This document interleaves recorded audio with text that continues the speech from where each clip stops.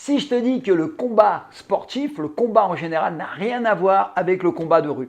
Alors, on peut en parler 10 ans. Toujours est-il que lorsque tu pratiques le combat sportif ou le combat ou les arts martiaux en salle, tu n'aborderas jamais la phase qu'on appelle pré-agression.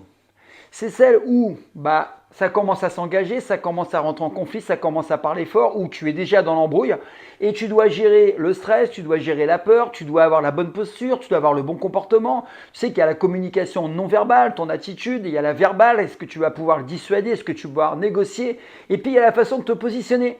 D'accord? Si tu as les mains en bas, c'est mort. Tu ne peux pas te mettre en garde, donc tu as la mise en place des gardes déguisés. En fait, tu as tout un process, tu as tout un mécanisme qui va te permettre de gérer l'agression. Ça, tu ne le travailles pas dans les salles de sport de combat, d'arts martiaux.